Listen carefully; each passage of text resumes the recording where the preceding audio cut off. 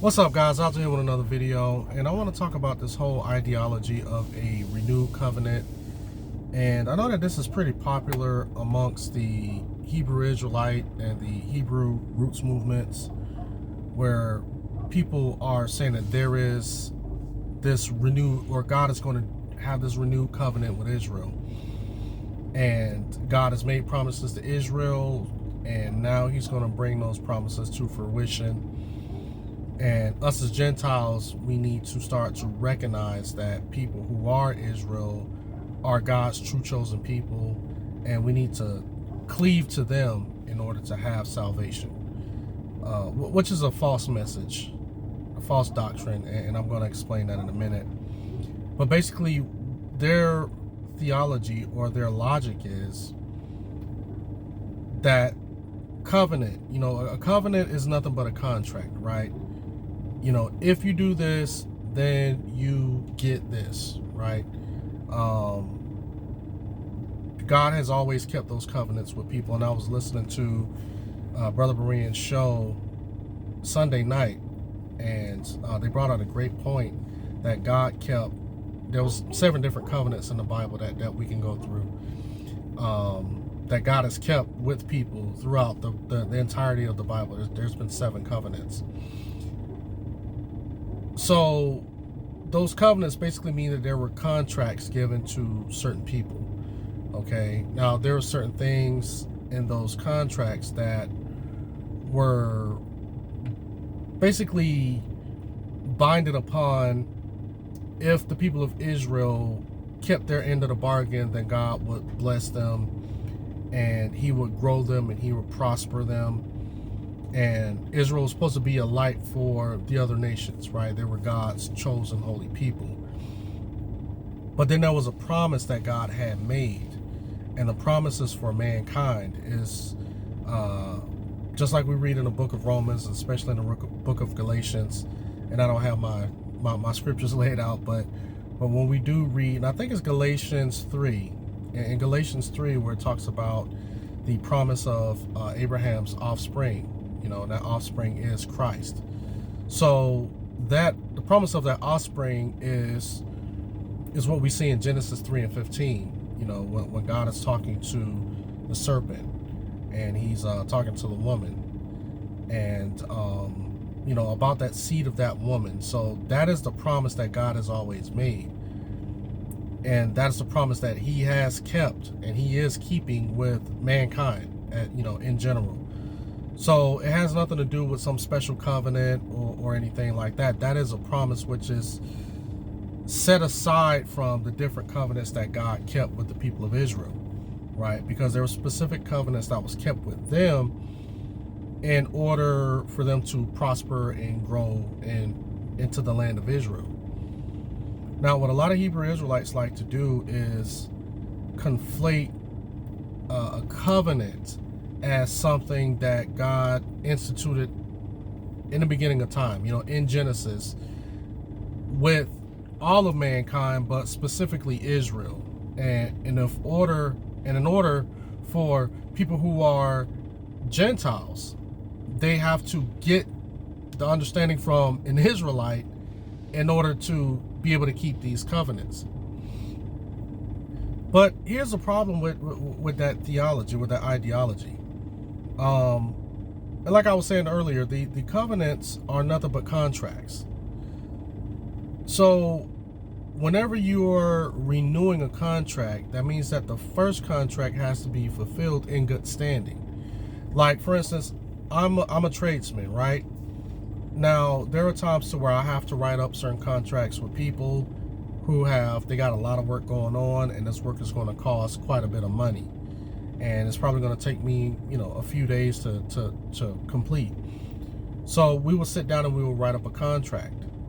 And I would say, for this amount of work that you're trying to get done, this is how much it's going to cost. This is approximately how long it's going to take. Any additional costs or any additional problems that I may run into, there may be additional costs. determining what I find, right?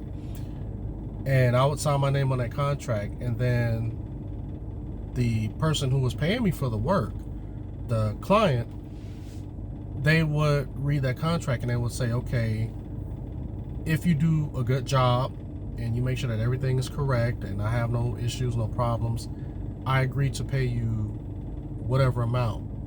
And as long as you get the job done within a timely manner, this is how much money you're going to get. So, you know, of course, we both sign our names on the paper, shake hands, and then I get started. So if anyone breaches that contract is null and void. So therefore, if the person decides that they want me to finish earlier or finish later than what we originally agreed upon, then that changes the contract, right? If that person decides that, hey, you know, I don't have enough money to finish the project, then I can't finish the project because we've signed a contract. And then now I can take that person to court and sue them for the rest of my money, even if they stop me from doing the job. If I'm doing a job and they stop me, and I've already said, hey, listen, I got time, I got money invested into this, I can turn around, take them to court and sue them. So that's not the fulfillment of a contract. That's a broken contract. So you can't go back and renew a contract that is broken. That contract becomes obsolete. This is the same thing that happened in the Bible. Okay, there were different covenants that were made, and the people of Israel broke those contracts. And they did it by not honoring God as God.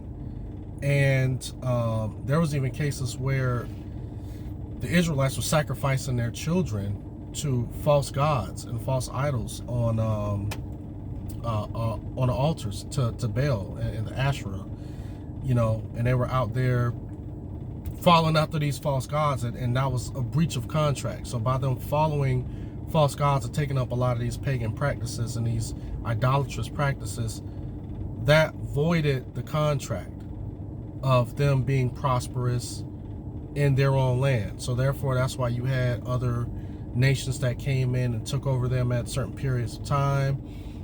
They were enslaved at certain points, and they was under subjection and rule over, you know, under other nations, and et cetera, et cetera. You know, we all know the story. But what they're saying, the Hebrew Israelites, that is, and people in the Hebrew Roots movement, majority of them, they believe that God is taking that contract that he made with the people of Israel back then, and he's renewing that contract now.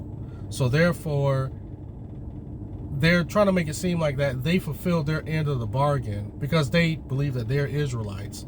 So they believe that their ancestors fulfilled that, and now God is renewing or making a new contract with them, right? And that's not what's happening. When we read in the Bible, those contracts have been made obsolete. And we know that, especially when we read Hebrews 8 and 13, and it says, by calling this covenant, he has made the first one obsolete, and what is obsolete and outdated will soon disappear. So the Bible clears that up, that the first contract is obsolete. It's done away with. So whatever covenant that God had with the people of Israel back in the Old Testament, those contracts are done. That there is no renewing of those contracts because they've been breached. And when you have a breach of contract, someone has to pay. Someone has to come up with the additional, for instance, if you're talking about money or something like that, right? Somebody's going to have to pay to uphold their end of the contract. So somebody's going to lose and somebody's going to win. But in this case, God has already provided the payment through the blood of Jesus Christ. So although the people of Israel and us, all of us, you know, as just sinners in general, we've breached that contract with the Lord. And now God has provided that payment, and he has provided a new way for us to be reconciled unto him through the blood of Jesus Christ. So this whole ideology of having this new contract or this new, or this, I'm sorry, not a new contract, but this renewed contract and this renewed covenant is totally unbiblical. And it's flat out blasphemous, because you have to say that Christ's blood was not sufficient enough to start a new covenant, right? Like Christ's blood was not that propitiation for the new covenant. It was something that Jesus just decided to do. You know, it was basically meaningless, because God was already going to renew his contract with Israel anyway. So Christ coming down and dying on the cross, yeah, it was a nice gesture, but you know, it was something that really wasn't needed. And that's the type of logic that you have to have when you have this ideology of a renewed covenant. But no, Christ has given us a new covenant. We are under a new covenant, which basically means that all of that stuff that you read in the Old Testament about the covenants of Israel, that's done, that's dead, no longer binding. Look at it like this.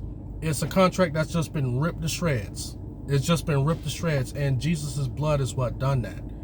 So now Jesus is that new contract that we've taken and put our pen to the paper and that we've signed.